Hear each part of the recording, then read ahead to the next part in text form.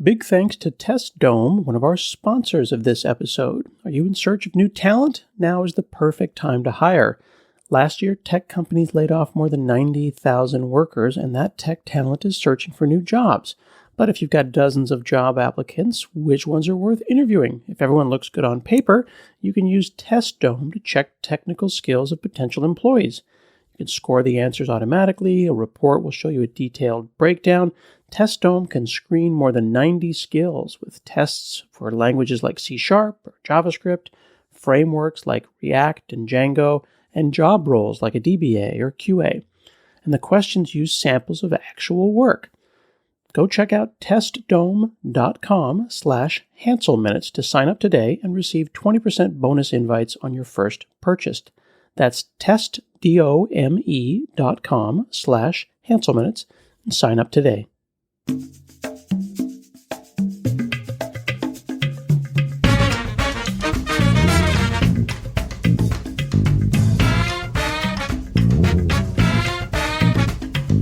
Hi, I'm Scott Hanselman. This is another episode of Hansel Minutes. Today I'm chatting with Ben West. He's the founder and CEO of Medical Data Networks, creator of T1Pal, and also a Nightscout open source contributor and a type 1 diabetic. How are you, sir? Great, Scott. How are you today? I'm getting there. So here we are on a podcast, two type 1 diabetics. I've been diabetic now for almost 30 years. When were you diagnosed? In 2003. Okay. And you were just walking around and you just tipped over, or what happened? What was your symptoms that caused you to realize something was wrong? Well, I was in college. I was in school. And my primary thing was I noticed that I was waking up a lot in the middle of the night to go to the bathroom. And I just had to urinate all the time. And that's a pretty common symptom. That was the main thing. And I noticed I was so thirsty all the time that I couldn't even eat. I was so thirsty. I remember having, I called myself a two-fisted drinker. I would have 2-liter soda pops in each hand, and you didn't know why you were drinking like all this 7-Up. It's an unbelievable thirst. Unquenchable thirst. I thought something is clearly wrong. So much thirst and so much urination that it was obvious something is wrong. There was one night in particular, I counted it was like 7 or 8 times. I had gotten up in the middle of the night to go to the bathroom, which means I calculated I'm not getting any sleep if I'm doing that. So something is definitely wrong. Right. And that's the body just basically marinating in its own sugar and doing anything it can to filter it out. It's trying to keep you and I vertical. I had the same kind of symptoms, and then I also lost about 40 pounds, and I turned gray and had a very sunken face. And people said, "You look like crap." And I went to the doctor, and my blood sugar was off the charts, and the rest is history. Mm-hmm. Mm-hmm. Yeah, there's this lethargic feeling that kind of takes over. It was like I couldn't shake the lead out. I was leaded, this incredibly leaded, weighed down, heavy lethargic. Right. So you and I are type 1 diabetics. That means we have non-functional pancreases. We do not create any of our own insulin. And this is not something that we can't cure this. So we love our listeners, but we can't cure this with yoga or tea or cinnamon or anything, right? So we have to give ourselves externalized insulin, and we have to put a lot of attention into this. Now, were you an engineer when you in college when you were diagnosed? I was actually a music major. I wanted to go into the arts and humanities and do music, choral music, the rest of my life. Choral music. Okay, so I've always told the story that every diabetic engineer ever, the next day when they wake up and they learn that this is all about math. One of the things about diabetes is it's a very insidious disease that means that people who are good at math live longer than people who aren't, which is totally unfair. And every diabetic engineer goes and says, "I'm going to solve this with code." But you're a choral major at this point. Mm-hmm. When did you decide to get involved in the tech side? Well, I did grow up a child of Bell Labs. I grew up in New Jersey. My father worked at Bell Labs. So growing up, I got tours of the buildings where transistors were invented and Unix took place. And so it was pretty clear to me, I was always interested in computers. I grew up doing computer games, getting on the net in my early teens, the first browsers. And it was obvious to me, this is pretty cool stuff to study. So I actually did double major for a while in computer science and music, and both are actually very demanding majors. So I actually took a little break and decided I really want to study music, and I can do computers I can do computers if I need to, but I really want to study music. Hmm. So I did have, when I was diagnosed, I did have some, I had made some things in PHP for fun um, on Christmas break. And when I was first diagnosed, the first thing I did do actually was I started taking notes on index cards. It wasn't long before I had a fistful of more index cards than I could possibly carry, right? Of logs of all the treatments that I was doing, the carbohydrates, the glucose, the insulin, the meals, what the composition of the meals might be. And and so I came up with a PHP-based web cloud-based interface pretty quickly. I think within months of being diagnosed. And I was so horrified by what I had created. It was obviously that I was never going to use this thing because it was just a wall of inputs. Just enter this field here, enter this foot here, and endless as far as you could go. And I realized I don't have any time or energy to be working with that software. Um, but that was something that I did initially create very early on. Yeah. Yeah, that seems like everyone does that. I tell the story about my Palm Pilot application because I was diagnosed maybe a couple of years before you were, and I went and I loved the Palm Pilot, so I was carrying it around everywhere. I wanted my blood sugar to be with me. And again, every diabetic engineer ever, if you're an accountant, you're going to make an Excel spreadsheet. And I think we all saw both on CompuServe and Reddit and early, bulletin boards, everyone had that magical Excel spreadsheet with the charts and the graphs, and they were writing programs to manage this. It's a very active management uh, disease. It requires active management. But you felt the need to build something of your own. Was there a community? I was very alone in the 90s and didn't have a community. Was there a burgeoning community in the early 2000s? No, I wasn't part of any online diabetes community, and the thing that I wrote in PHP was just essentially localhost web server. It never even never made it off my computer. Hmm. When did you link up and find that there were people out there? I started on like CompuServe bulletin boards and started finding, when I put my application on the web and had a blog, I started to find out that like, oh, I'm not the only engineer that was trying to solve this. And that's when things started linking up in the world. For me, that was more 2008, 2009, 2010 was a transformational year for me.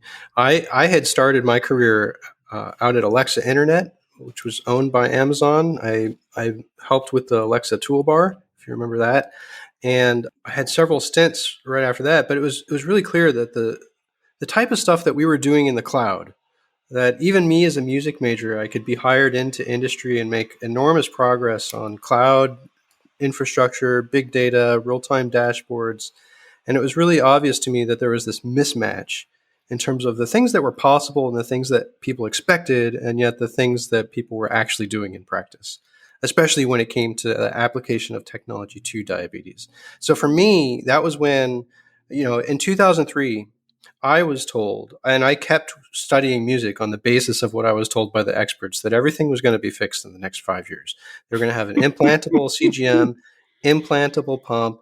Everything would work harmoniously together. I'd come in maybe a couple times a year to the doctor for a special kind of shot, special checkup, but everything would be taken care of for me. And on the basis of that advice, I actually avoided going into I actually remember I had this thought of, should I do something with diabetes and computers? Should I go into computers because it has the possibility of impacting my diabetes treatment?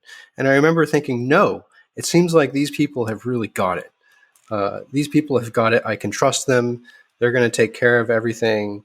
And it wasn't until I had gained 4 or 5 years in industry that I realized, maybe we should be doing something as a community. And that's where I started finding folks on Two Diabetes, if you remember that Hmm. network.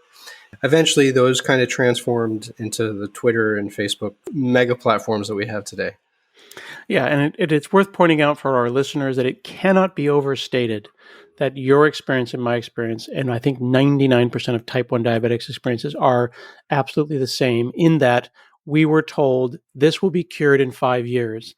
And I've been told every year for 30 years, 5 more years. Yeah, it'll be maybe not cured, but we'll have something that is functionally equivalent to a cure. Right. if not a cure. That you're not going to. The point is, you're not going to worry about this in 5 years. Right. Right. The things that we're asking you to do now are Hmm. transient and temporary, and we're not going to ask you to do this for the rest of your life. Exactly. The ongoing maintenance. I've described it as having like Task Manager open, and there's this background process. It's taking up 15-20% of your CPU. And, right now it's called system. Now what is that thing? What is that process? What is it wasting all this time? We have a process running in the background called diabetes all the time, and it's obnoxious, and it just takes up Hmm. background psychic weight. And we want to release that, and active management and some system will allow us to do that. Okay, so you start plugging into online communities, and then other folks are out there trying to do what? What is it that we're trying to do with our diabetes data? Well, what I talk about now is I talk about exercising our data rights, and what that means is actually a whole bunch of different things. But with people with diabetes, one of the things you learn pretty quickly is that you're using a whole host of technology to manage the disease. So if we just go back to the 2000s, we're talking about the glucose meter, the ever-present glucose meter. In fact, I didn't have just one glucose meter; I had five. Right, I had one for the gym bag, had one for the office, had one for the car, had one for in my jacket, had one in my backpack, and I had one at home, maybe two or three at home. Right, and that's because you absolutely need this technology just to make it through the day. Your blog post was actually a major. I think there was one in 2012 that was kind of blew everything up, because it allowed several folks to kind of connect with this idea that what we're expecting and what's possible, there's a mismatch. I started focusing with exercising the data rights for the insulin pump. I knew that I've got this insulin pump which replaces the syringe or a smart pen sometimes. But the insulin pump is wonderful because it's an example. It's sold to you as an example of biomimicry in action. It's sold to you on the basis that your body has discrete, tiny micro doses of insulin all the time that your body knows to administer because of a feedback loop built into your body. And the idea with the pump is very much the same way. It was sold to us on the basis that this thing is going to have what we call a basal rate, micro doses all the time that together form what we call a base rate to cover your all day insulin needs. And then we have the special bolus function, which is we're going to give you a larger dose. We know that you need to adjust your glucose from a high level to a lower level, or we know that there's extra glucose coming in because of a meal that you're eating. We can correct for those things with this bolus function where we give a bunch of insulin all at once as a dose. And so I thought, it would be great just to have a dashboard where we're logging I can have multiple people review with me just to make sure, A, that the insulin pump is working correctly as expected, and that B, then we can make use of the data to optimize my therapy. And that second part, the idea of actually optimizing the therapeutic outcomes, that was always a big hypothetical for me. What was more important was at least if we can get some expert review, we have the possibility of making that true. But the main thing would be let's make sure that the device is operating as expected. In 2010, I actually went to the hospital because I had a high glucose. I was in DKA, which is a very high glucose. This is where that extreme of what we were talking about earlier, where your body is marinating in it. Right. Diabetic ketoacidosis, This is DKA. actually the next step where not only are you kind of marinating in your own juices, but you're actually acidifying. You're kind of boiling to acid on the inside, so to speak. It's very unpleasant, and it really left a mark on me. When I was in the hospital for this event, one of the things that the doctors began to question is exactly that. The doctor said, well, look, you're on the insulin pump. By our definition, you're in the hospital, so it's not working. The therapy isn't working. Right? Something's not working. And for them, it wasn't really, it doesn't matter to them whether there's this minor malfunction in the pump or there's something major. It's all the same. Something is not working. And so they actually had me go through tech support on the phone with the insulin pump vendor. And I realized it took like 2 or 3 hours to go through these diagnostics. And I thought, this is insane. The stuff that we're doing to establish if the insulin pump is working or not doesn't make sense given the necessity and the quality of the information that should be available. all of this information is digital. We should be able to get it from point A to point B where we can review it as a team without all this blind trust involved. This episode of Hansel Minutes is brought to you by User Interviews. User Interviews connects researchers with quality participants. Participants earn money for their feedback on real products. There is high demand for software developers and engineers to provide feedback on products being created for developers. It's free to sign up, and most studies are less than an hour and pay over $60. Some studies pay several $100s for a one-on-one interview. You can share your opinions with top brands, Adobe, Intuit, Spotify, Amazon, and many more. Are you ready to earn extra income from sharing your expert opinion? Head over to userinterviews.com/hello to sign up and participate today. That's userinterviews.com/hello. I used to use a one-touch meter and then an AccuCheck, and they would all have different interfaces and different plugs. One of them would look like a headphone jack. One of them required you to buy a special $30 serial port plug. And we would make these ridiculous Franken cables with 25 port to 9 port serial to headphone jack to USB, and then we would have to figure out how to tell the pump, give me the data.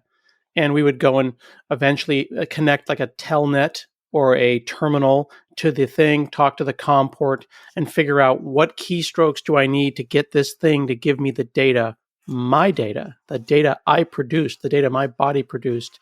And you couldn't just call and say, hey, what's the command to tell the pump to give me the data? They would say, use our proprietary software, as opposed to use this open standard. Now, at this time, 2009, 2010, the case actually developed that the proprietary software that we're referring to didn't actually work on any computer that you could buy in the store, because the software is a little bit dated. It used some older technology from Java and Microsoft that in 2010, the world had eclipsed that technology. The world Microsoft didn't support that technology. Java didn't support that technology. No one supported it. And in fact, if you bought a new computer from the store, they wouldn't sell you any software or any computer that you could use with that equipment. So it was actually a real problem where you could not buy a new computer that would work with your insulin pump. Right. It was not a priority anymore because most people who had the insulin pumps trusted them blindly, and they were not connecting them to computers regularly. And even then, you'd need a special USB adapter to do it. That was really largely, kept under wraps by therapists, by doctors and nurses. Yeah, and from what I understand, it was just as bad for them. They have they would call them the octopus stations, and you go into the clinic and they've got this giant octopus coming out of someone's desk, and that's the one station that the whole clinic has to go through. So it's not efficient. It's not good for the doctors either.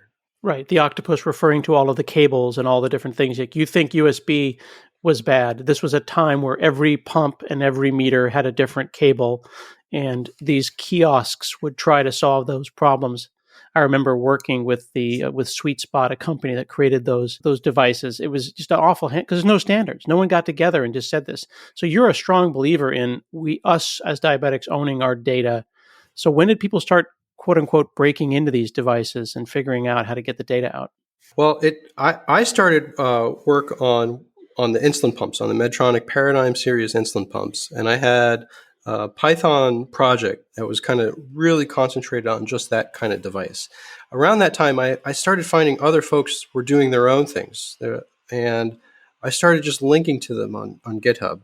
GitHub, of course, is kind of a social media for coders, for programmers. And I created a series of meta projects where I started searching. I regularly spent time searching for diabetes and started linking all the projects together. And around that time in 2012, 2013, the Tide Pool folks started getting together. So Amy Tendrick and Howard Look threw the first D-Data conference around the same time that Tide Pool was being formed. People started circulating and talking a lot in the Bay Area where I was located, but also internationally and nationally as well. And around that time, several folks were working on complementary projects So I was working on the insulin pump.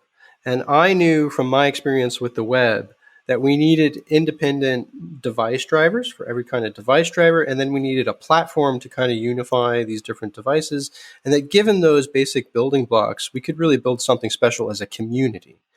And John Kostick and Lane Desborough had collaborated on some work on the CGM side. So the CGM side is all about the glucose measurements. Right. Continuous glucose meters. And there was a fellow named CompBrain that had a Python driver for Dexcom G4 on GitHub. And so I had the pieces for the insulin pump. CompBrain had the Python pieces for the glucose driver, and then Lane and John Kostick had the a kind of Android mobile piece of software that ran on an Android device that could talk to the Dexcom G4, and it could upload that to some cloud software that Lane had prototyped uh, that could keep it all in the web and have a real-time dashboard. And then I had all of the material for the insulin pump and the glucose meters on kind of in Python. So at that point, we had the basic recipe. I recognized we have a recipe here. We have all the ingredients for the recipe, where we have the insulin data and the glucose data and real-time dashboard with sharing. I thought, okay, this is something really special. This requires some special attention. Let's really focus on making something greater than the sum of its parts now, because now we've got all these individual building blocks. Let's actually try building something with them. And so that was when Nightscout kind of really took off. I had this roommate, Brandon Arbeiter from Tidepool at the time, and he came home this one day with an extra Android phone, an extra cell phone plan, and then this mess of emails and attachments and notes that said, when this happens, you got to Google over here and change this thing in the source code, and a bunch of instructions, but you had to really cobble it together yourself. It wasn't a reproducible build.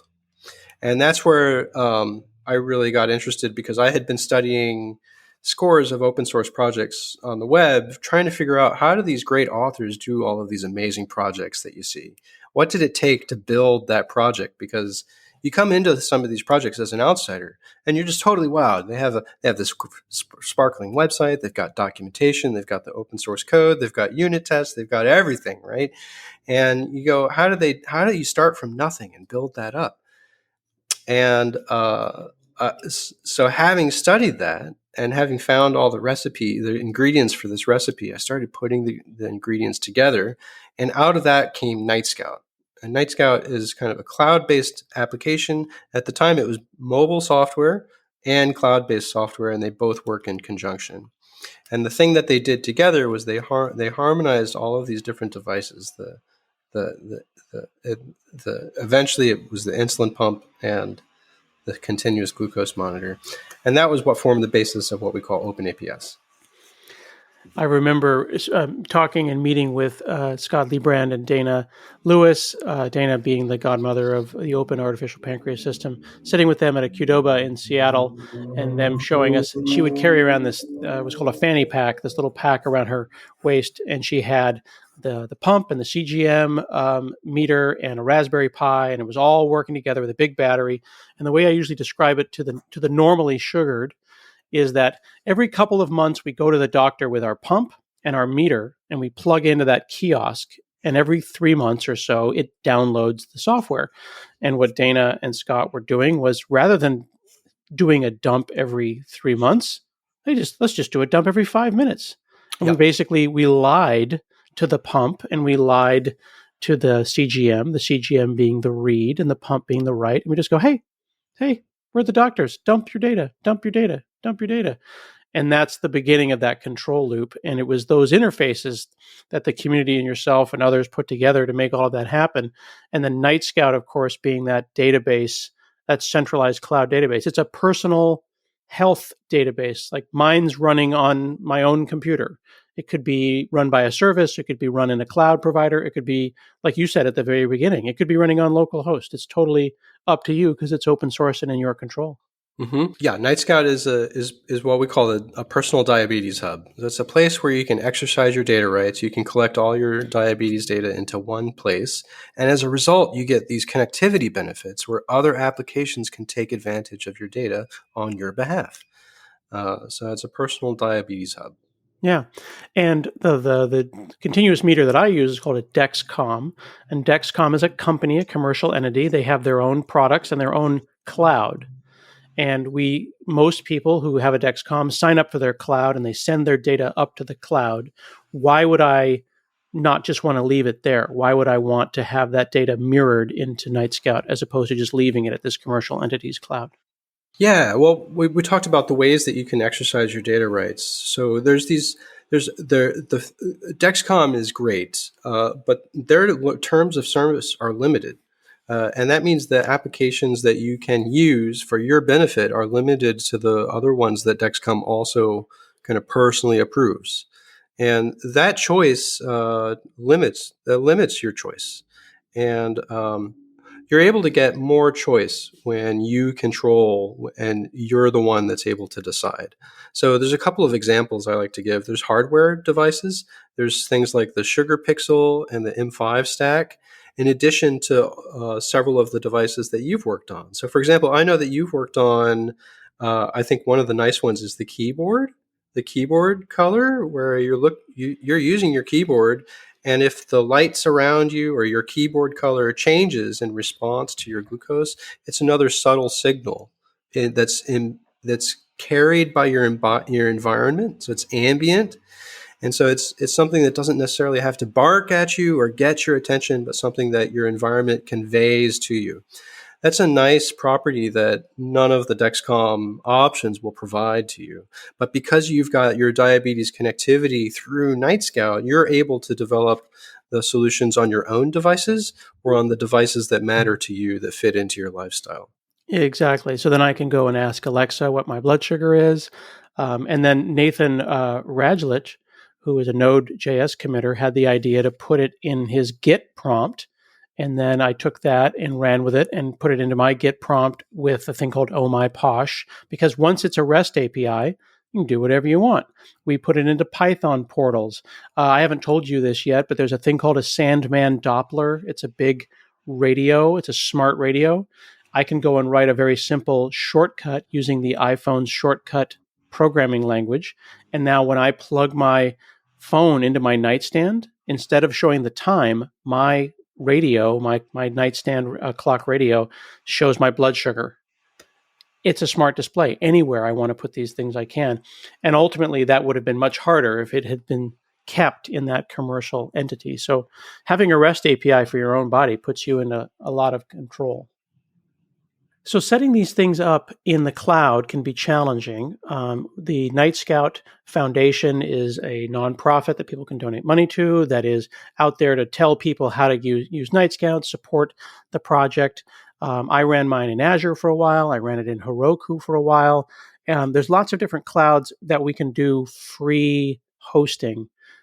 What is the limits of free hosting? Like, is Nightscout not a very heavy application, and or will it eventually use up all of the free hosting at somewhere like an Azure or a Heroku? Yeah, so Nightscout uses resources, and many historically, when Nightscout was designed, it was a very simple application. And so initially, when Nightscout was first released, we were only doing very basic glucose monitoring.